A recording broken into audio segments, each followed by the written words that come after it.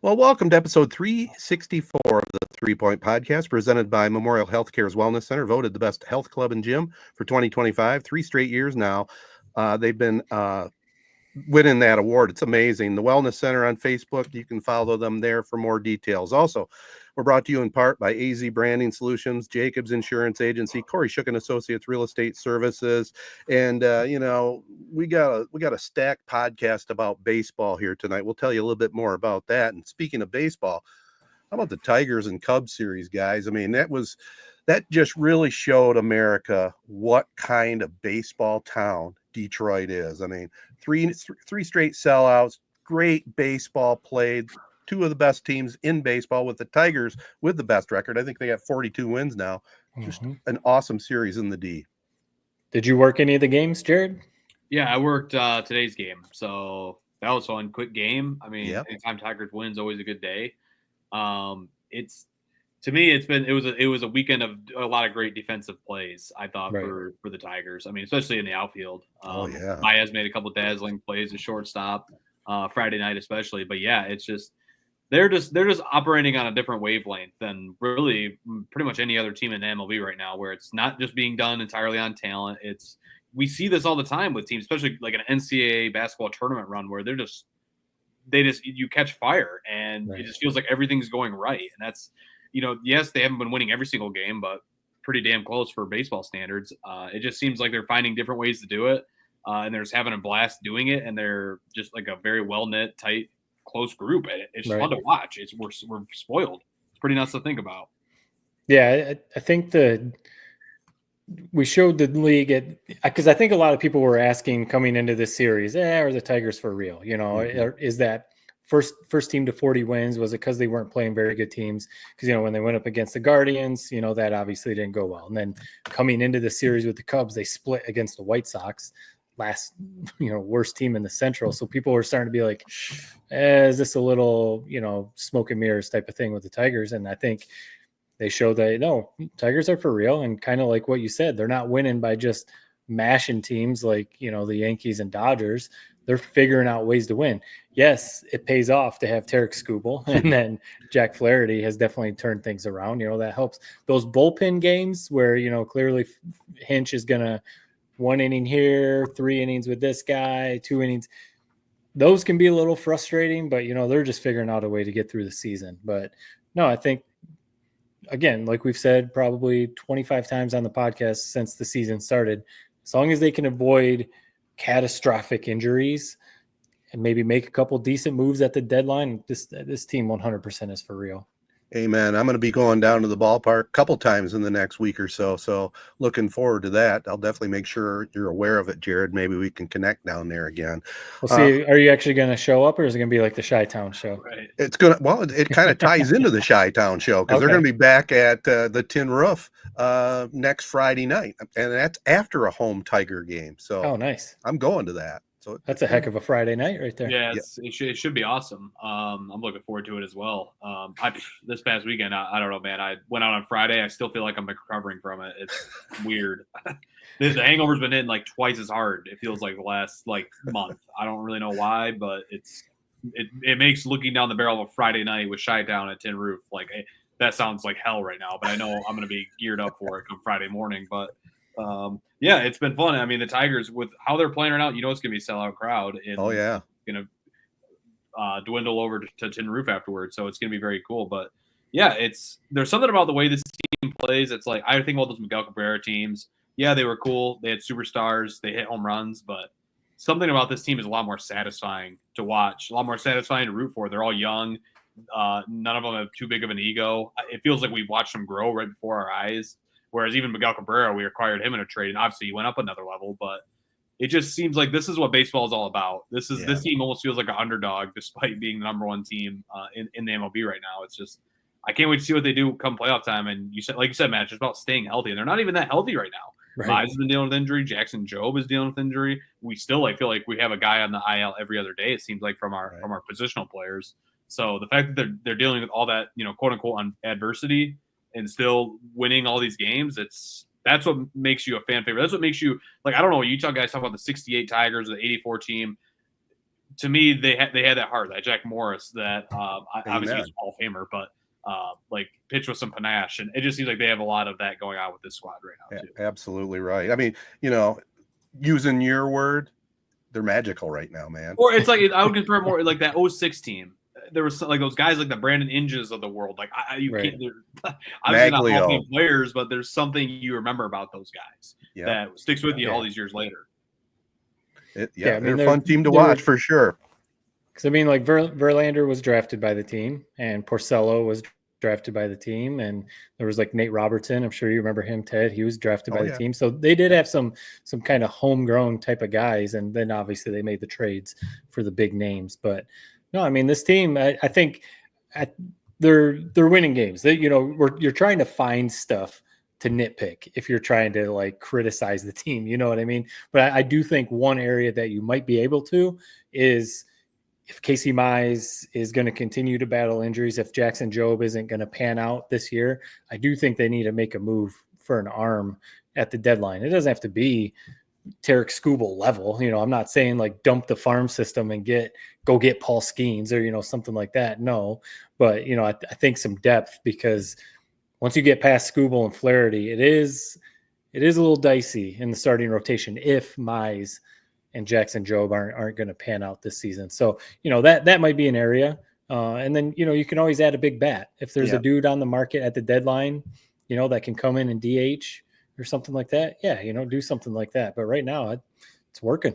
If they made a move like that, I wouldn't be against it. I would roll the dice maybe with a prospect at this point, prospect or two to trade for a legit bat or a legit pitcher, because I don't want to break up the chemistry with this team. Like we've been talking about, they just got something going, especially in the clubhouse and on the field, obviously, and what Hinch is doing with them. I mean, I love it, man. Just wake me up when it's over. They're fun to watch. Amen. Well, our other great partners for this podcast include Rivals Tap House and Grill, Success Group Mortgage and Servicing, Shiawassee County Fair, and ALS of Michigan. It's really a special baseball podcast because we have a special guest. We'll be talking baseball with Jim Konigsberger. He has a great Twitter site at Jim from Baseball. Highly recommend you check it out if you haven't already. And we'll be catching up with him right after this. Well, we're really excited on the podcast here tonight because Jared kind of instituted a little bit of love for baseball that he never had before, and it got us talking more baseball on this podcast. And we're going to talk a little baseball in this pod. We're going to talk with a guy. I love his ex Twitter site where he has a lot of historical tidbits on the game of Major League Baseball. We got Jim Konigsberger on with us. And Jim, first of all, welcome to the podcast. And I got just a couple quick questions to start off with. My first one is, tell our listeners a little bit about your background, because I find it very interesting what we saw in your background online. Thanks very much for having me, gentlemen. It's a real pleasure and a real honor. My background is I've been involved in baseball for about 45 years, as a player, as a coach, as an executive. I'm presently the Deputy Commissioner of Select Baseball in the province of Ontario. I'm a baseball historian. I'm involved in Canada. We call it Challenger Baseball. You guys call it the Miracle Network in the United States. Right. So I'm a national ambassador for Challenger Baseball in this country. I run disabled baseball tournaments.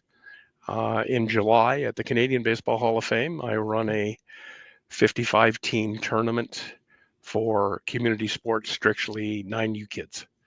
And that's a mixed tournament with girls teams and boys teams from across Canada. Well, that's a great start. And you obviously know your stuff when it comes to baseball. That's unquestioned. But I'm going to ask you, I don't know if you can answer this question or not. It's like somebody asking, who's your favorite kid? But what's your favorite era in baseball? We'll start you off with that one. As a fan, it has to be the 60s, because that's when baseball came out of the regionalness of it. You had the New York teams, you had the Brooklyn Dodgers, you had the Yankees, you had the Giants, and then it became a national game. The Dodgers and the Giants moved to Los Angeles. St. Louis was no longer the furthest west team. And, you brought everything together as a nation. And so you were able to make it a national game, but you made the game accessible for everybody. And I think that was a big part of growing the game and making the awareness of the game.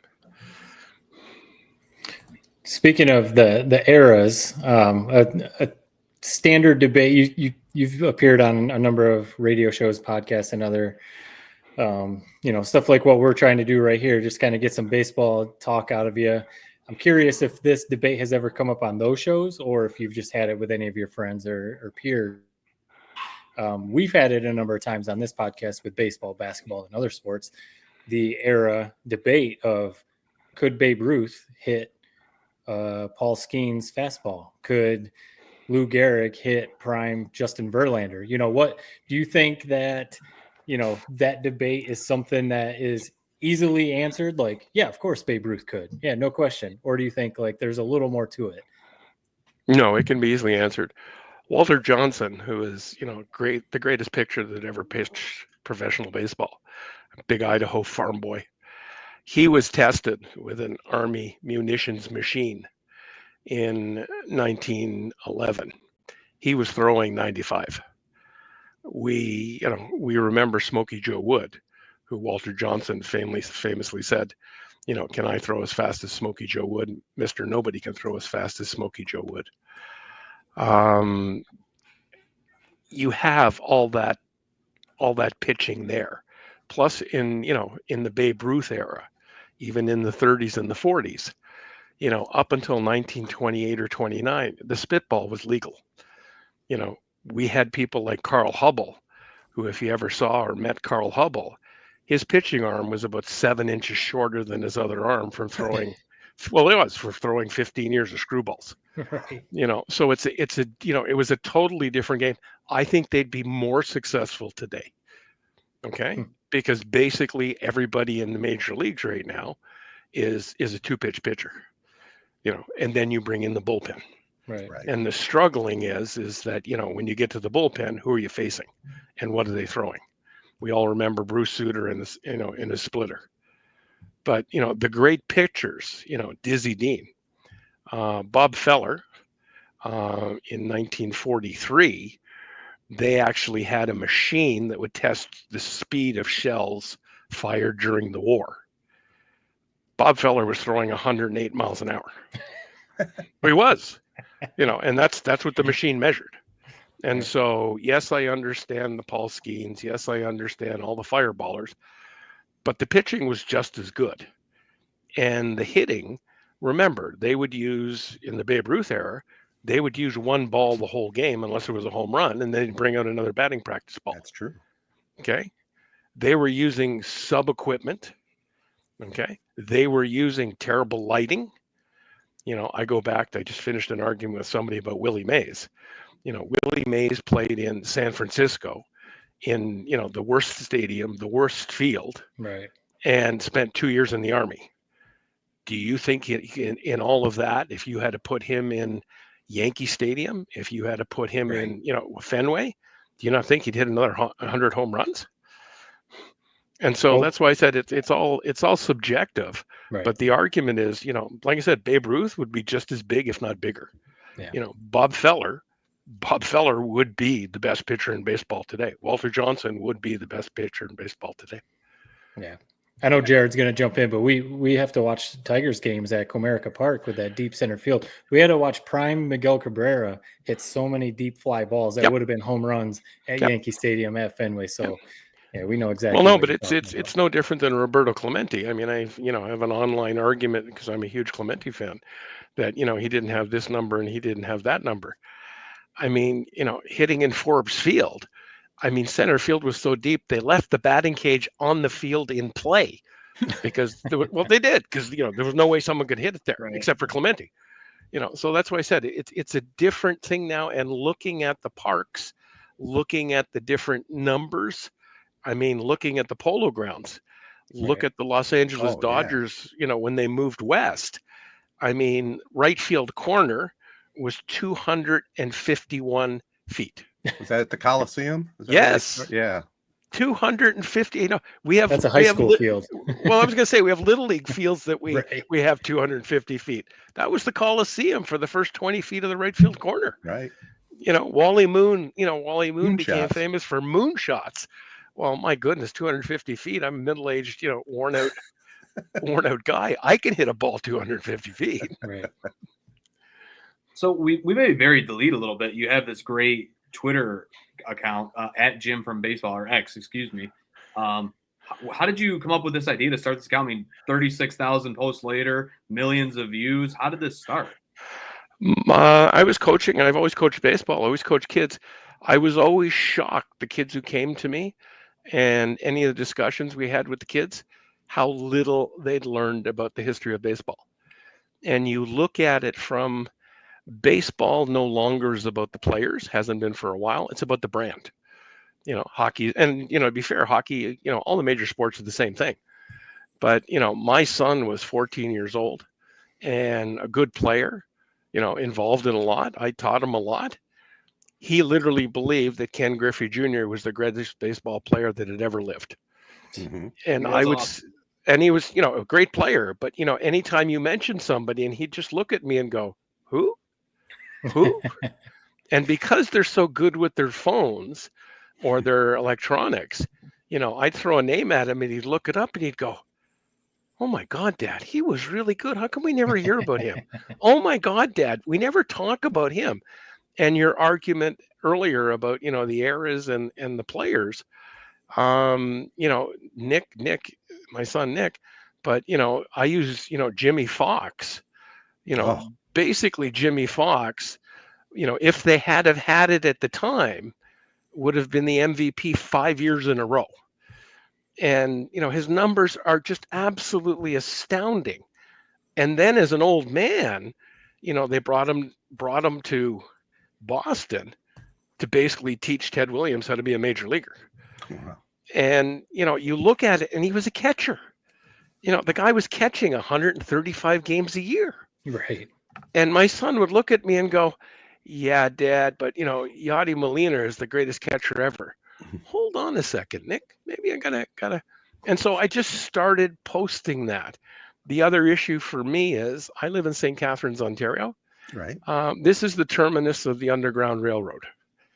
And starting in the War of 1812 all the way to the late 1920s, all of the Black population of America that tried to escape segregation and tried to escape slavery, they came to Canada through St. Catharines.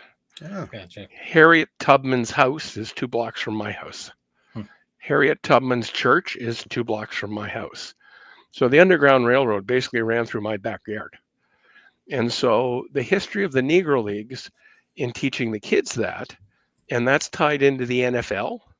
I don't know if you gentlemen, remember somebody called Conridge Holloway. Conridge Holloway. No. Played for the Toronto Argonauts. Him and Tom Clements were at one time the 2 greatest college quarterbacks going. I remember Clement. Yep. Well, they played together.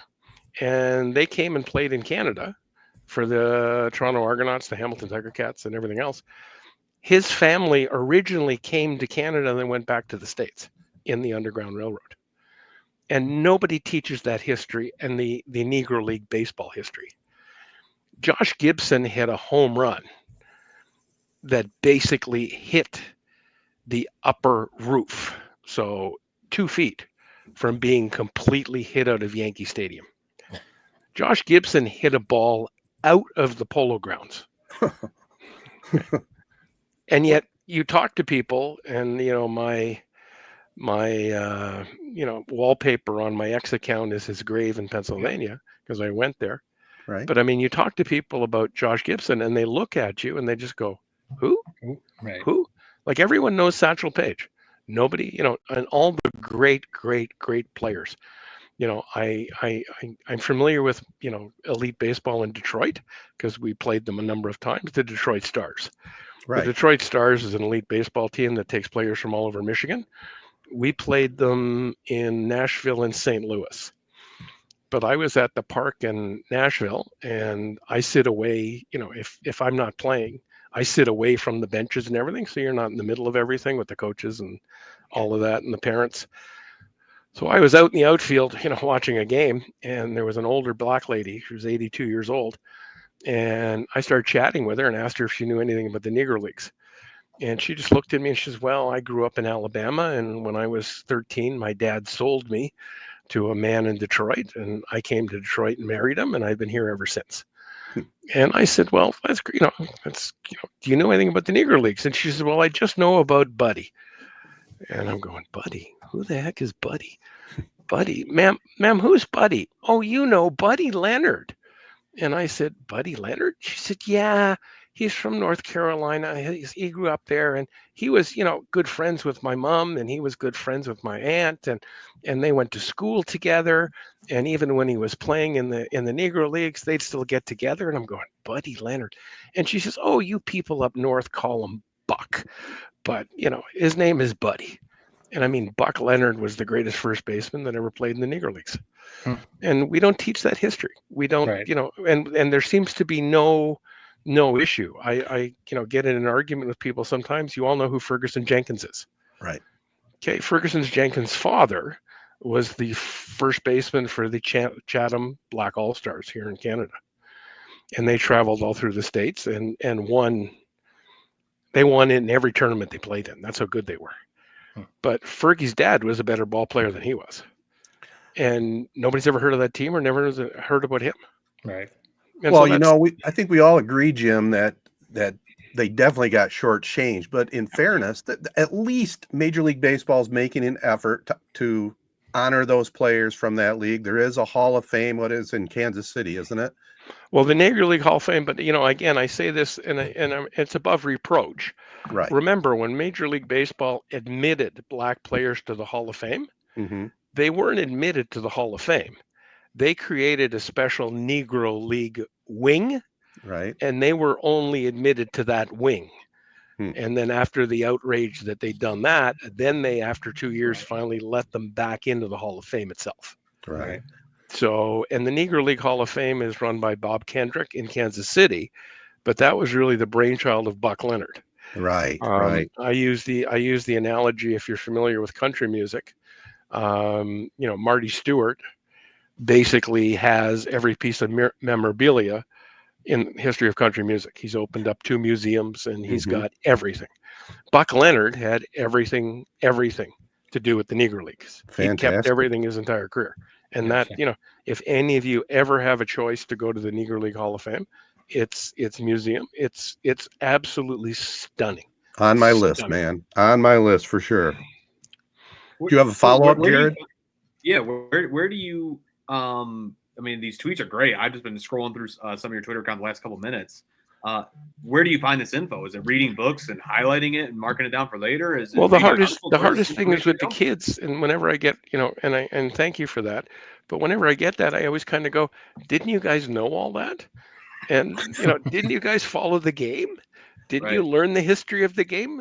I grew up in Montreal, and my uncle, who basically taught me this game, so Jackie Robinson played at the Laurier Stadium in Montreal.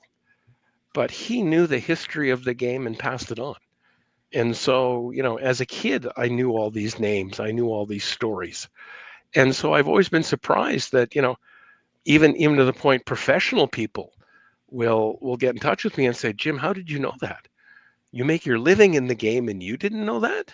Right. I was going to say, Jim, a follow-up to Jared's question, though, and I had this on my list to ask you. Obviously, you know a ton of baseball, but these tweets, they're intense. I mean, they have so much stuff and stats and information. What's your resource other than the top of your dome?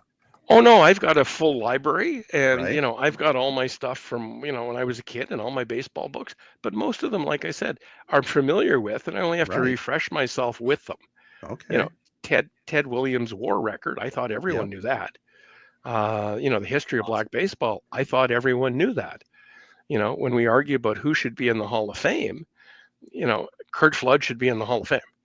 If you don't know the history of Curt Flood, you haven't been paying attention. Mm-hmm. You all must know the greatness of the players through the eras. I mean, the background of Koufax, the background of Don Drysdale, who went to school with Robert Redford, And in the same class was, you've seen the movie Casino? Sure. Oh, Oh, yeah. yeah. You know the girl Jerry? Yes. Right. Yeah, that was Don Drysdale and Robert Redford's classmate. She left high school and moved to Las Vegas and married Lefty Rosenthal. So, what is it about baseball that you love so much? Why not? Why aren't you like this with football? Why aren't you like this with basketball? What is it about baseball? Well, baseball is simply that, you could basically, bring somebody from 1900, Right. put them in a ballpark today, and they'd understand the game. And they'd understand the nuances of the game, the strategy of the game, everything else. And so that's the greatness of it. And the comparison is easy because it's the same game. Yeah. I've You know, heard people describe that, like you mentioned basketball, football in that question, Jared. Well, basketball originally didn't have the 3-point line. It didn't Well, have that's three in the key. It didn't have yeah, I'm certain ever defense. glad. You know, Am I ever football glad didn't you have the said that? forward pass. You know, Yeah, football no, didn't I'm have, so glad. so, right. Because that's the key. I mean, basketball putting in the 3-point shot, completely changed the game. Right. It's nowhere near the game it was for strategy, talent, the size of the players, the kind of players that can play the game, and the strategy of the game. Right. Whereas, and like you said, football, it's such a total game. I almost did a post today on Soupy Shapiro. Soupy Shapiro played in the NFL in 1926. He was a blocking back, so a black end running back. He's also the shortest person ever to play in the NFL. He was 5'1" and weighed 119 pounds. And I can't imagine him being a blocking back. No. And yet they had him on the team for 5 years and paid him handsomely. Right. Well, we talked about the different rules that have evolved in the other sports. Major League Baseball is making some big changes. Obviously, the pitch clock and other things. They're talking about maybe even having video arms. review of balls and strikes at times. What's your thoughts on baseball rule changes that they've come up with? Well, I think that everyone it's that deflect and that 3-card Monty thing. The most successful television sports programming is soccer or football, English Premier League soccer. And it's a 2-hour window. But the greatness of the 2-hour window is that the game is 90 minutes. They have a 10-minute intro, a 10-minute halftime, and a 10-minute exit. And it's it. It's done. If you want to see Manchester United play Liverpool, you only need 2 hours. Major League Baseball has gone away. I think the Yankees and the Red Sox are playing tonight. Yeah. We all remember when, a Sunday night Yankee and Red Sox game 4.5 would be hours. 4.5 hours easily. Right. And so, people aren't watching, younger people aren't watching. And so they're trying to condense the game to basically, profit from it because of their television contracts. Right. So that if they can get that game under 2 hours, it's so much easier. As I said, I've been caught a number of times, when there's someone pitching or someone playing that I want to see, and I'm involved in this and that, and I might be just coming in the door at 9 o'clock, and I'm thinking, got to turn the game on, and you turn on the game, and it's almost over. Right. And that's totally, totally foreign to me, as I said, for someone who'd come home at 9 o'clock, turn on the game, and they're in the 3rd inning. And so, I think they're making that push to make it possible that, they're going to have in their next contract, depending on what the players do, I think everything is going to be double headers. And when I say a double header, you're going to get different games from different time zones. I think you guys are aware they've had this Sunday morning Roku broadcast, which has been an absolute disaster. And, they're going to have to refine that or work on that. But other than that, and they're going to package it so that you can see 2 games a night, very easily. Right. And that's where it's going. It's, it's all part of money. It's all part of dollars. It's all money. It's always about money. And we're 4 of us. I mean, Jared, you're kind of a newer baseball fan, but you are a baseball fan, we like watching baseball, especially us, the Tigers on TV. But the fact of the matter is baseball in its previous state when 4, 5, 6 hour games, it's not a good TV sport. You're not sitting down and watching, unless you really want to watch the starting pitcher. You're not watching 5 hours of baseball on TV like you would a 2-hour window for a soccer game or Yep. 3-hour football game. It's very Well, no, different. that's So why I they had to said, figure something out. football. Yeah, what the lesson was, I think that NASCAR had, the best product in the world, and they tended to turn, I'm using the word prostituted, and I'm not being offensive, but they prostituted it till they ended up with 5-hour races. Right. Nobody's going to watch a 5-hour car race. It's terrible. And so all of a sudden the whole thing collapsed, and they were all running around going, "Oh my God, what happened? How could that happen? We had no idea." Well, it's not hard to figure out what happened. And I think you're going to see all the sports. I know for hockey here in Canada, Rogers has renewed the contract and for another 11 years, I think. But I mean, for me, hockey, the intermission now is 18 minutes. Right. Mhm. I mean, there's been times, I'm not embellishing, the period ended. I've gotten in the car, I've gone to the grocery store, come back, and still caught the Yeah. start of the second period. Right. And you're going, guys, you gotta fix this up. But again, because for the amount of money Rogers paid for the Advertisers. Yep. contract, they want to crank every minute, every product, every mention, every signboard in the arena, Right. just to monetize it. Yeah. And so it's a fine line too, because we understand as long as we're able to get the product reasonably for ourselves, whether you got cable or whether you stream it, somebody's got to pay for it. And you don't want to pay for it out of your wallet as much as you can. So I get it, but it's a fine line, isn't it? It's like a fine line what Major League Baseball is trying to do. In fact, I wasn't for the pitch clock at all at the beginning, but right now I kind of like it. But I don't like it when they change the actual game, like in extra innings, put a runner on second base. Yeah. That changes the game. Yeah, well, the ghost runner and everything else. But it's no different. And I use the analogy of Rob Manfred, Yeah. and respectfully, he is the commissioner. But here in Canada, because Rogers owns the team and owns the network, Rogers has a 40 million person blackout for baseball. Yeah. So where I live, if I buy the MLB package, I cannot see a Toronto Blue Jay game. Wow. Right. And so I have to buy a second package Right. to just watch the Toronto Blue Jays. Hmm. And, and I go back to that, if you remember, and we talked earlier about the Canadian Football League, the Canadian Football League rivaled the NFL at one time in the late 70s, early 80s. I mean, we were filling stadiums of 50,000 people. The great stars of the game, Joe Theismann, Warren Flutie. Moon, all came to play in the CFL. Yep. They took the game off TV and said, basically, we're going to make people come to the games. Right. The CFL's never recovered. Big mistake. And I'm concerned for baseball in general, especially baseball in Canada, because it's so hard to get it. Are the young people, a generation from now, still going to be huge baseball fans? Because they have so many other things to amuse them. You turn on any, we have 2 sports networks here, but for you guys, ESPN and everything else, I mean, what isn't broadcast constantly? You have seven classes of car racing. Right. You have 3, 4, classes of basketball, college football. For you guys in Michigan, it's a religion, isn't it? Like you guys light candles every Friday love night it. for Saturday, got right? Too. Like it's just madness. Right. And so, where does baseball fit into that? And so 10, 15 years from now, is it going to be a niche sport? And I'm Right. concerned, I, as a fan, as a historian, I really believe it's a mistake. It's going to change. I mean, one of the big things, this is getting off on a little bit of a tangent, but I'm sure you know about the Savannah banana Right. ball.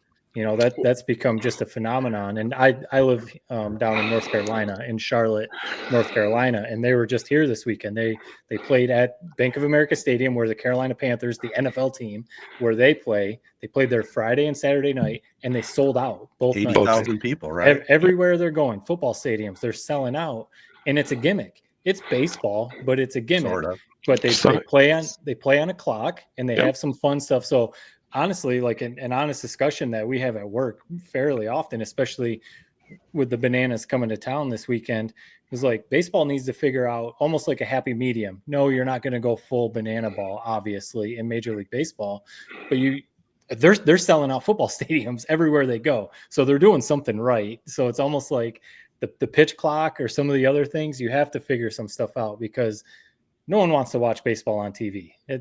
Baseball MLB TV rights are absolutely ridiculous. That's why ESPN dropped it. They said this makes no sense.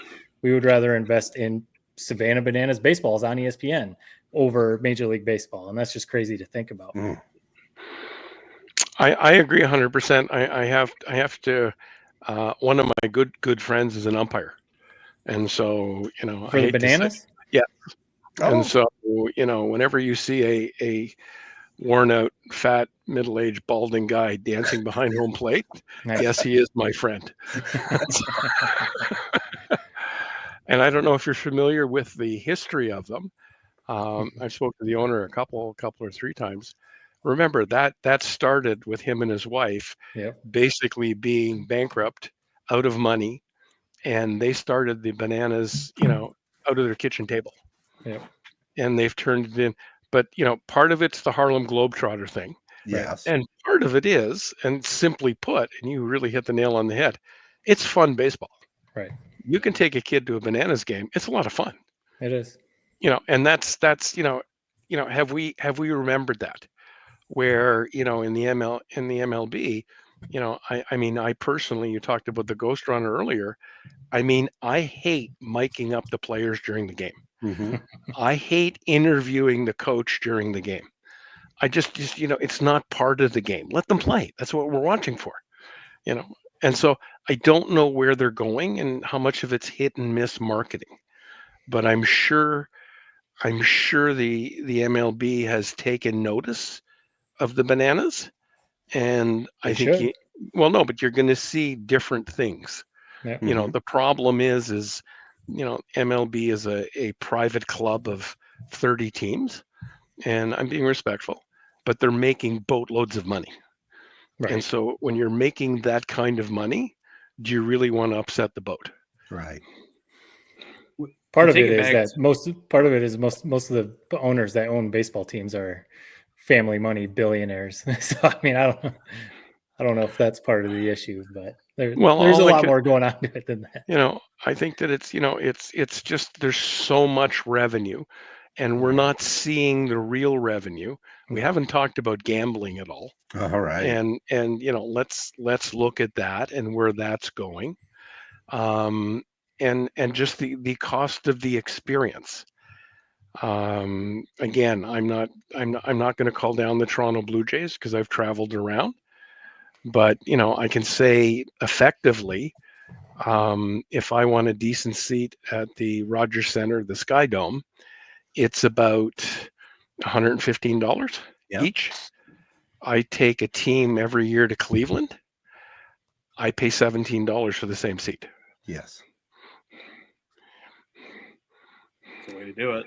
What maybe back to when the Garden was eating a little bit with baseball. I still love baseball. I still watch Tiger. We don't have much to complain about with the Detroit Tigers being our team. Is there a certain guy that you post on your X account that every time you post, like it's going to go pretty viral? Who's that guy? There's actually a number of them. Ted Williams, Joe DiMaggio, because it's such a mixed crowd, right? Because of his behavior and some of the true and untrue things or the rumors that surround him. Right. Mickey Mantle is loved universally. Babe Ruth is loved universally. Jackie Robinson is loved universally.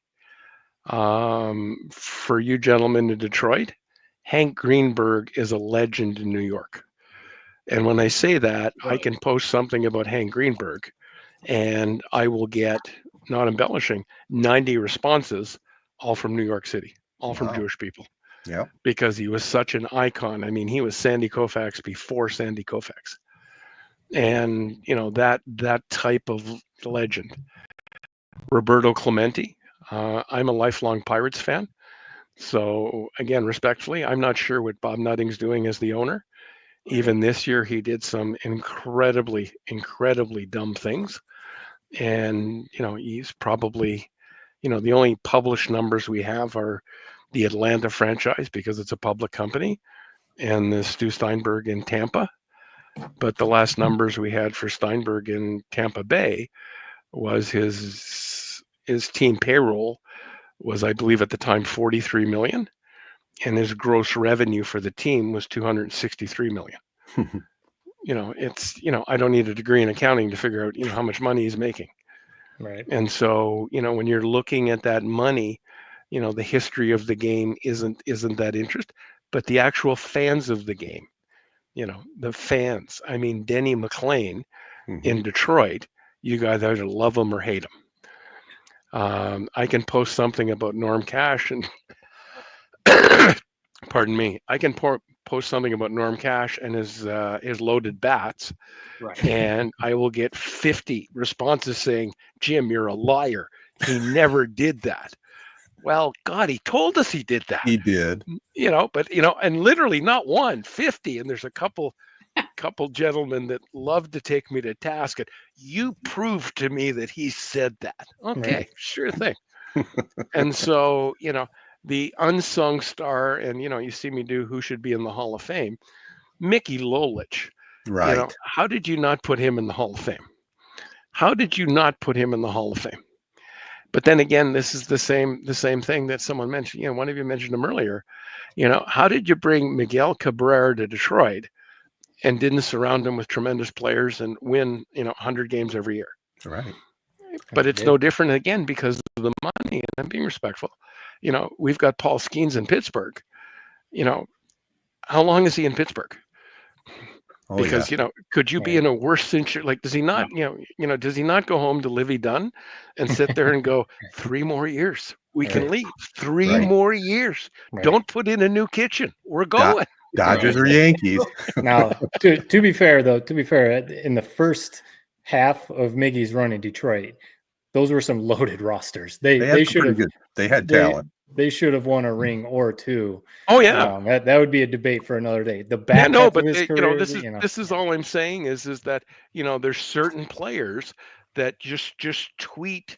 I can post Stan Musial, and the St. Louis fans go nuts. Right. I can post Gene Autry, and the original Angels fans go nuts.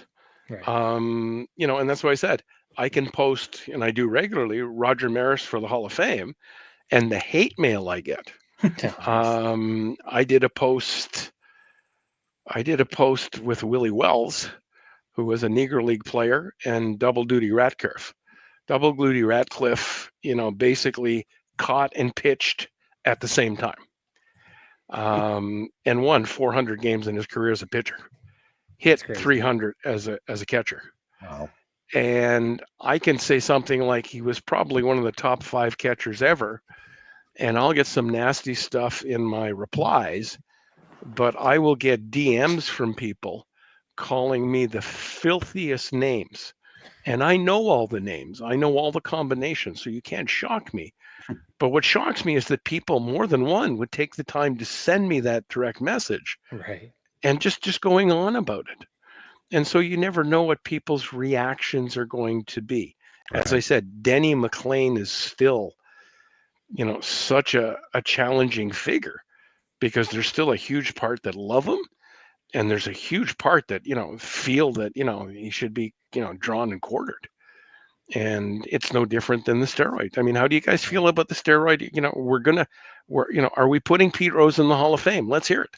Well, you're asking a good question. Yeah. I was gonna say, first of all, I agree with you on the 60s being my favorite era. That's what I grew up with as a youngster, right? But the steroid era, and as many people have said, saved baseball for a long time. The way I look at it, they should be in the Hall of Fame. Yep. The numbers are there. They all were competing. They all had the opportunity, good or bad, but that's the era they played in. They were the best players in that era. That's my viewpoint. Yep. Right. Yeah. These guys have heard my my beef with the whole situation. I think the Hall of Fame's a sham to begin with. I mean, you've basically laid out a bunch of the stuff, but now they're making Pete Rose eligible after he passes After he away. I mean, dies. that's just one example. But they've heard my biggest thing that I've said 100 times on this podcast is the writers that aren't voting these steroid era guys in were the ones writing articles and putting them on the front cover of Sports Illustrated and saying that you saved baseball, McGuire and Sosa, making their living off of these guys. And now after the fact, we're going to say, nope, we're going to get on a soapbox and say, you don't deserve to be in the Hall of Fame. I mean, that's the biggest hypocritical thing I've ever heard of, I think. Can I throw a couple just real quick? I want to buzz through a few names. Maybe you have 1 to 2 sentences. What comes to your mind right off the top of your head? Barry Bonds. Hall of Fame. Best player ever. He wasn't asking you to answer it. Oh, really? I'm sorry. I was impressed. I'm with Matt on his Yeah, answer, no, but what do you got? Barry Bonds is not in my Hall of Fame. No. Wow. I agree to disagree with you gentlemen, and they're being respectful. That's Mhm. fine. Yep. They knew it was wrong. And, let's be honest. Pete Rose, as a 31-year-old man, had a relationship with a 16-year-old girl. And, I don't know what you call that in Upper Michigan. Here in Canada, we call that rape. And so I have no idea how you'd put basically a pedophile in the Hall of Fame. And he's not the only one. And so I struggle with that. The players knew right from wrong. And the other thing for me is that the other sports, we didn't have it. Okay, so steroids were not rampant in the NHL. Steroids weren't rampant in the NBA. So, I understand trying to revisit it, but they're not in my Hall of Fame. Pete Rose, I don't believe will be voted into the Hall of Fame. I think it's going to take something involving the commissioner, your president, and all of that to get him in. But I don't think the writers will vote him in. Barry Bonds, I don't think the writers are going to vote him in. Now, when you get into that gray area of Clemens, who had the same relationship Pete Rose did, are you going to put him in? And you get into McGuire, you get in all of that stuff. And I'm just sorry. They knew right from wrong. I don't care how you dress it up. The writers are hypocrites. The writers have always been hypocrites. Let's look at the people who are not in the Hall of Fame. And so, they're not in my Hall of Fame. Pete Rose isn't in my Hall of Fame. That's fair. You're entitled to your opinion for sure. Right. And I'm being respectful. Everyone, it's such a great argument, because earlier in the conversation, someone brought up the Ghost Runner. Right. And the Ghost Runner is one of those things that people absolutely love it and can give you 20 minutes of the reason it's saving baseball. And then there's absolutely 50% of the people hate it with a passion. Right. And just rag on it endlessly. And it's such a great point. Do you feel almost like a need, your example you just had with Pete Rose, with your account, educating people? Do you feel a need to bring up that type of stuff? I don't. Or do you keep it fun, I don't, because I go back to it's a perception. Right. I've already seen, since the president spoke on this, I have seen articles where professional journalists have used the phrase, yes, he was involved with a young woman, but she was almost 18. And she knew what she was doing. And I thought, oh my goodness, if we've gotten to that point, right, let's all just walk away from it. Well, I will say your argument on Pete Rose is a little different take than we've gotten into in our discussion. So we can respect that for sure. Yeah. Well, no, I just, you can get into a lot of it, but there's a line, you have to be prepared, I believe, or I will, where you draw a line in the sand and say, I can deal with some of this up to here. Right. But, then we go past that. I mean, I posted something about, and I can't remember what it was, but recently, and I got a nasty, nasty message about, I didn't respect Ray Lewis.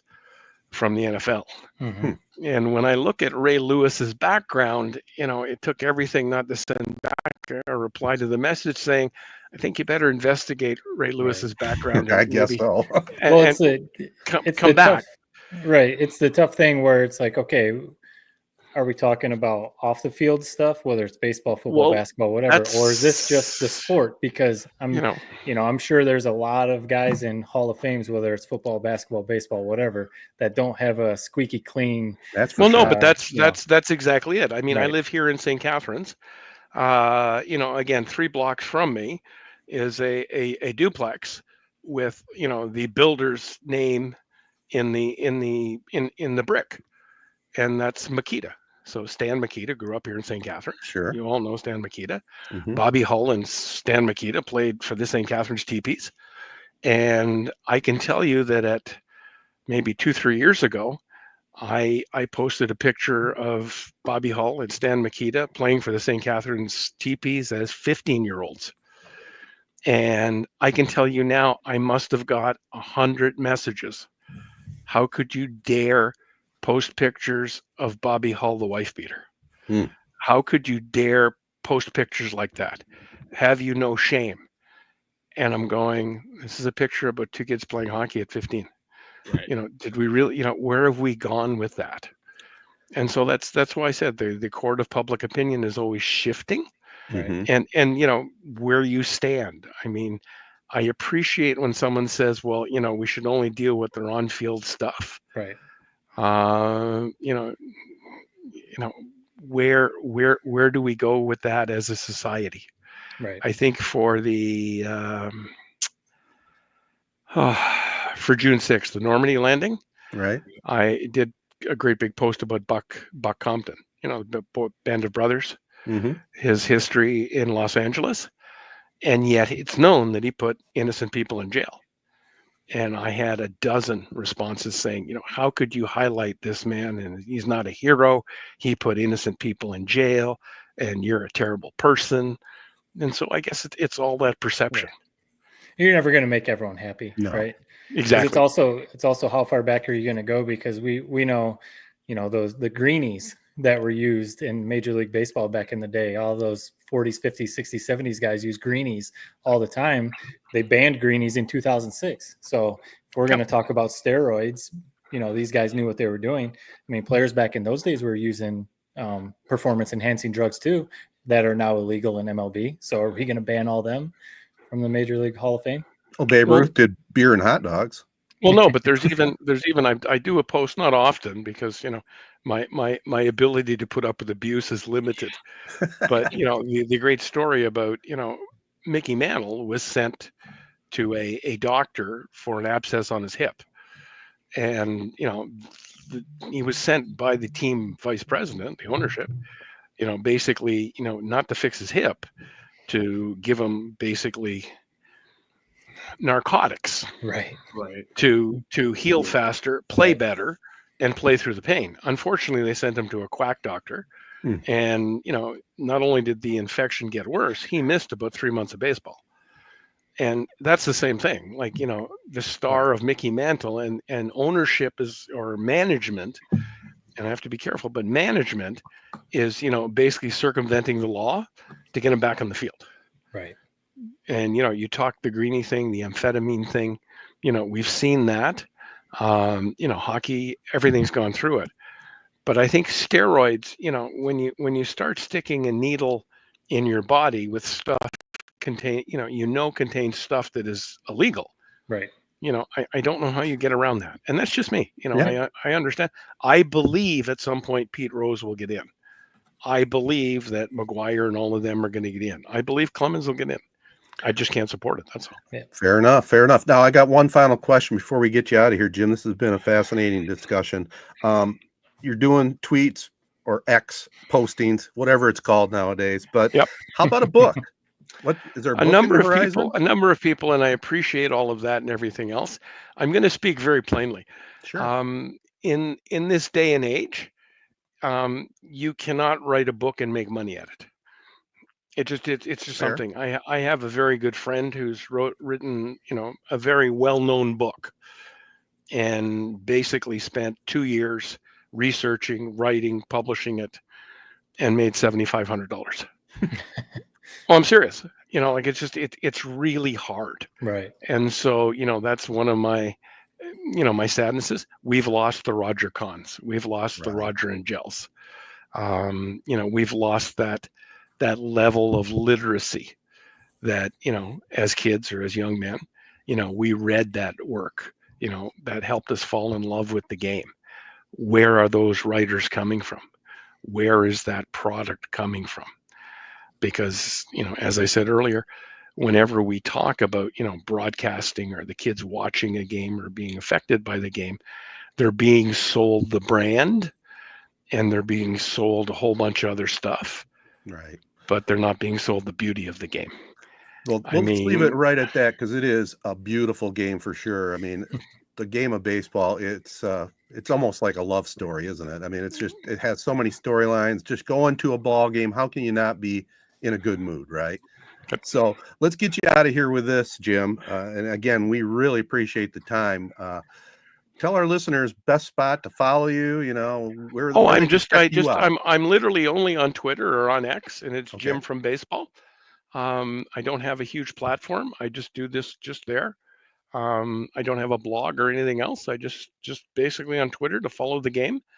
I want to thank all of you. This has been very kind of you. I had a great time. You guys are very knowledgeable and you did a great job.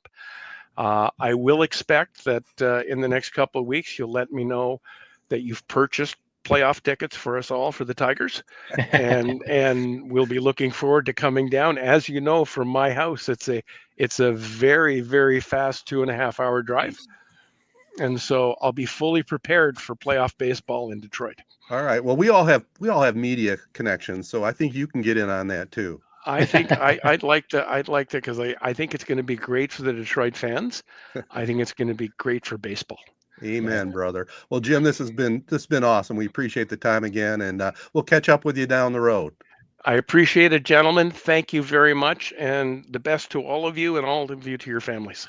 Well, guys, I mean, that was a fun convo for sure, and I guess we know where Jim stands on the steroid era.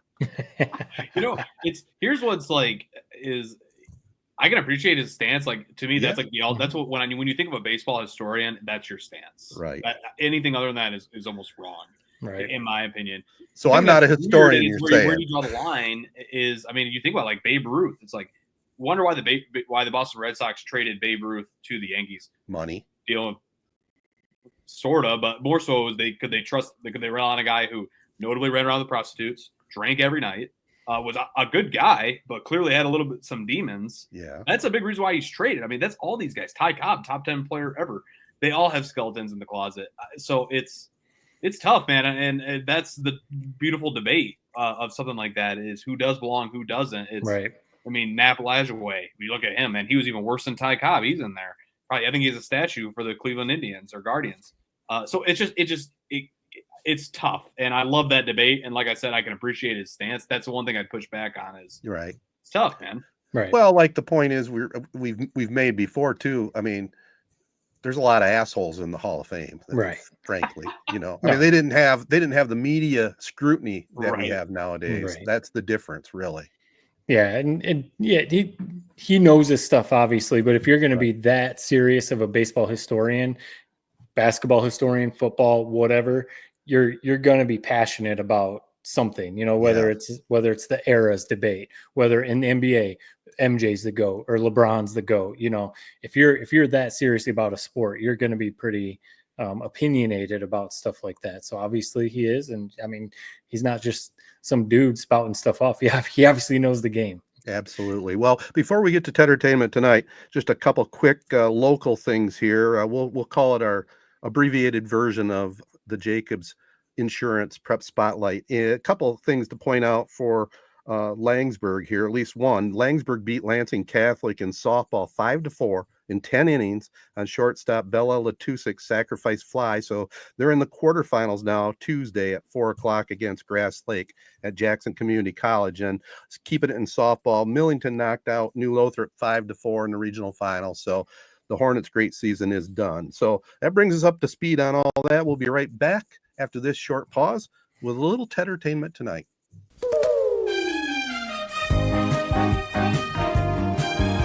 All right, guys, I got one thing. I could give a couple of reviews, but I know we're running a little long. I'm going to have my annual discussion on streaming or cable. And you guys know I reached out to you. Well, just bear me out. No, I am. You know, I was going to pull I the didn't mean to plug. take the wind out of your sails. I was more sort of a snicker. I know where this is going. Well, I never know where you're going, Jared. I wanted to bring it up because I reached out to you guys about streaming. I was going to cut the cable, and I put the phone call in. I usually do annually, and I was just knocked backwards on the deal they gave me. I couldn't believe it. They don't want to lose me as a customer. You know, I complained about my price. They knocked off $18 off my monthly bill. Yay, that's great.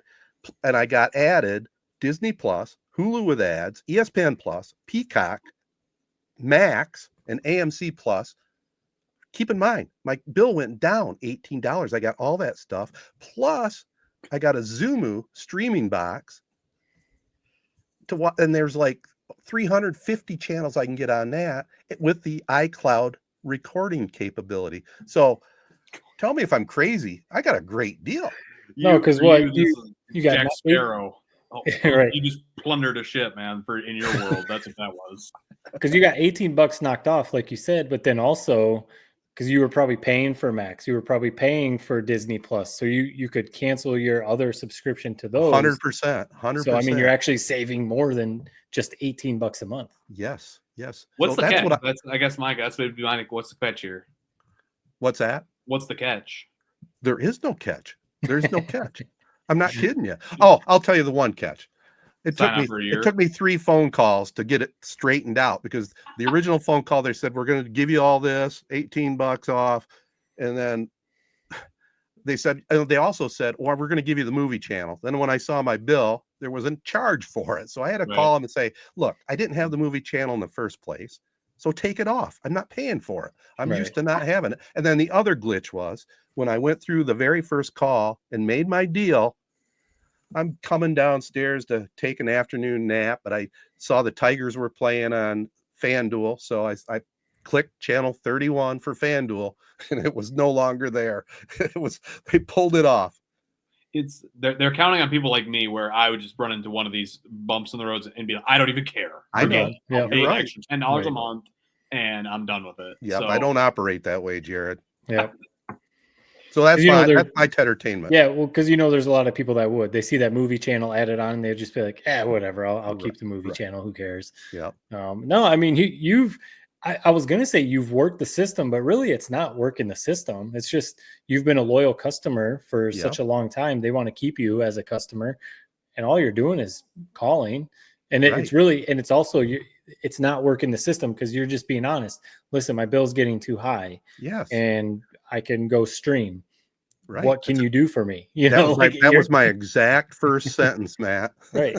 Well, let me see if we can find a special plan, and they locked me into this for another year. So that special plan, it's like when you go buy a car. It's like, listen, you can sell it to me for whatever price you want, really. Right. I mean, well, let's face it too. I mean, once you cut the cable, you're not probably going back. And what do they got to lose? I mean, I'm already been there for a long time. Yeah.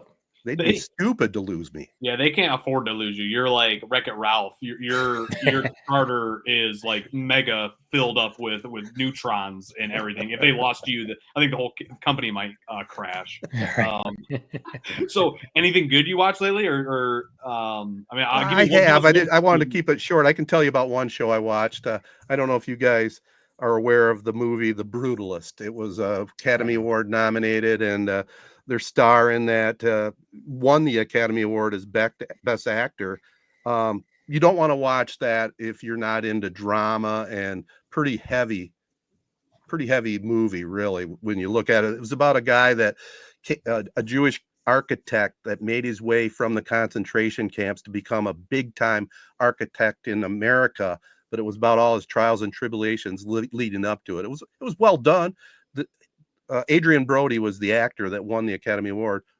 Awesome. He was awesome. Yeah. But again, it's not one of those movies that's going to make you feel good, but it was well done. The Brutalist. All right. I'll try to make it feel good real quick. This is more of a story than, but it ties into media. So Ed Sabel, I'll just throw his name out there. Maybe you guys know who that is. Maybe you don't.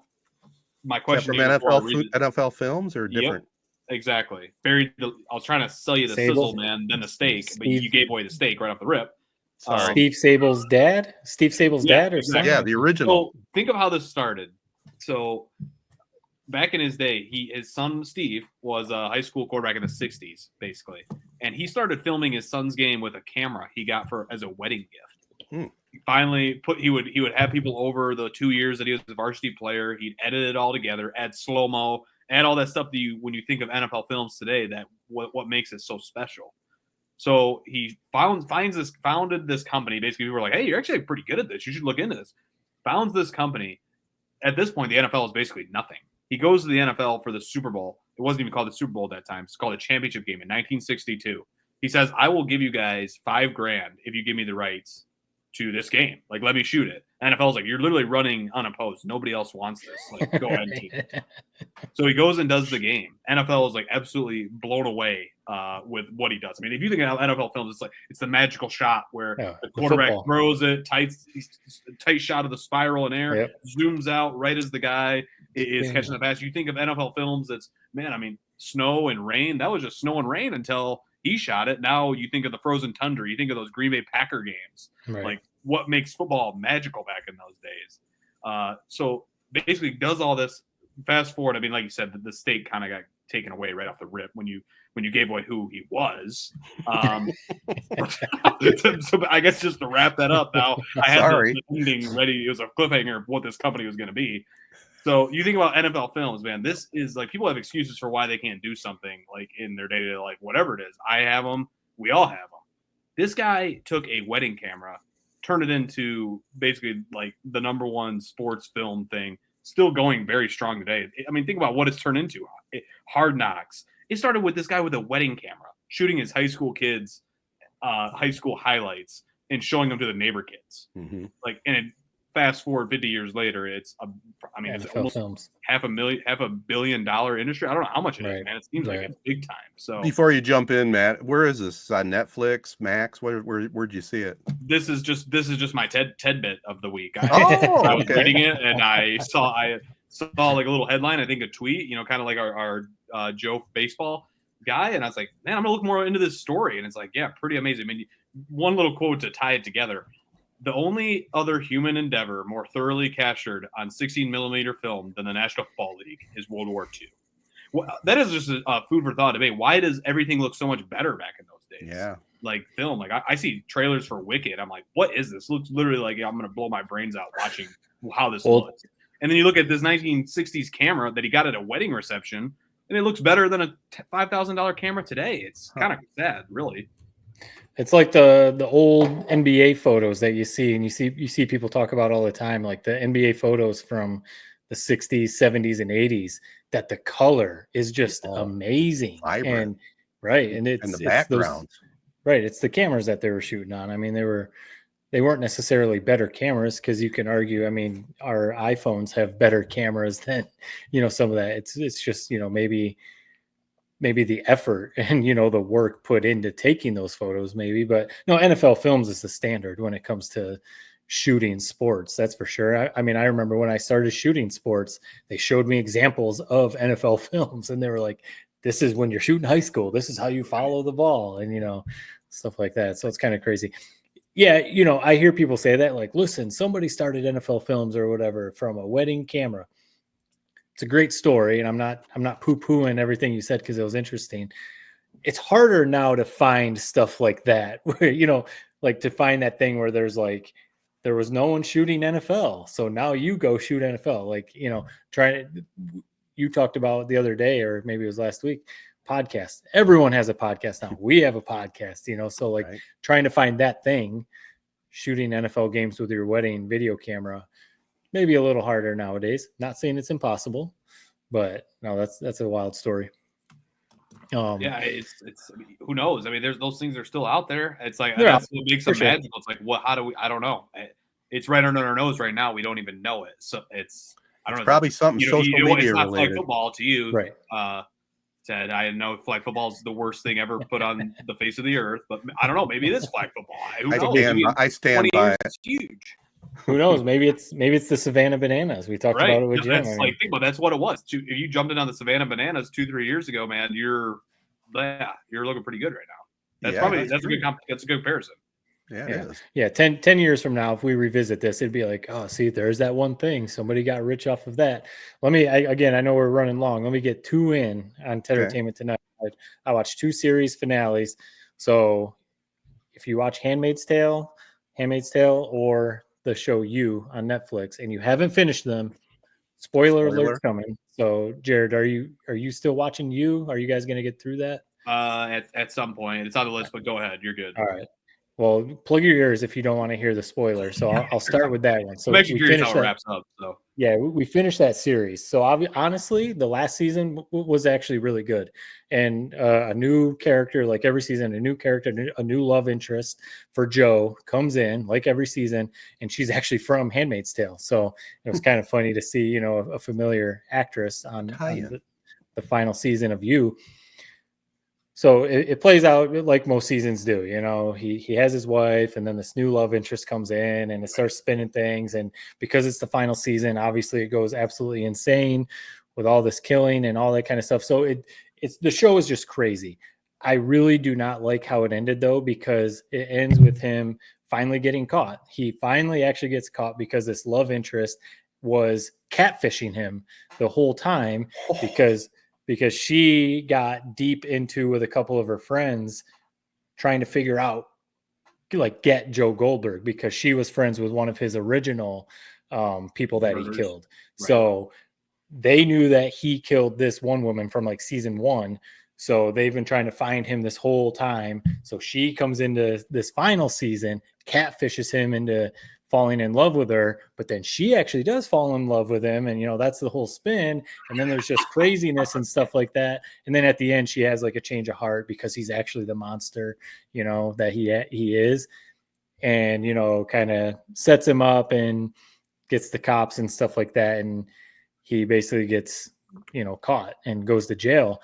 And it's just one of those where it's like, yes, he's the monster. He's killed 50 people or whatever throughout this whole show. But the whole show is set up how smart he is. The whole show is set up that he gets away with this stuff every time. That's the whole show. How do you end it with him in jail? I was like, it should end with him somehow getting out of it. And what they were doing, they were trying to run away to Canada. He was trying to get fake passports to run away to Canada, start a new life up there. That's where it should have ended. Done. He's away. He actually killed her. The one goofy part, they were wrestling. He threw her in water, drowned her, and then he runs away, and she actually is alive and like shoots him. And it was that was the one where it was like, that sounds kind of idiotic. That singular scene. Yes. Yeah, you had me sold there a little bit when you started talking about catfishing, but now the ending, I don't know. It's that one part that they literally show him drowning her. She floats away in the water, but then apparently she's just holding her breath or something. That's the tough thing about those shows is every season you got to up the ante.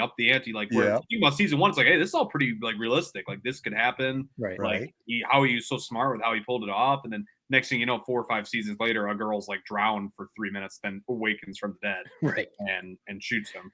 I just, the only thing I could think of when you're describing that is like in The Dark Knight Rises, basically a similar thing happens where Ra's al Ghul's daughter, Talia al Ghul or whatever, basically like has this whole thing with Bruce Wayne, and Batman like sleeps with him and all these things, and then there's a parody of it where the guy, like Batman goes, she basically unfolds her whole plan, how she tricked him and all that, and how it was all a cruel ploy. And he goes, "Cruel ploy? Like sign me up for another." Right. Basically because what that entailed. But that was a stupid gag. But yeah, it's similar. A good show. How would you rate the final season? Like, you didn't like the ending, but what was the ending? The ending. I wish, and it's one of those, like, he's obviously the monster, so he should be in jail. But you actually, you actually kind of want him to get away. You root for him. Yeah, you root for him. It was good.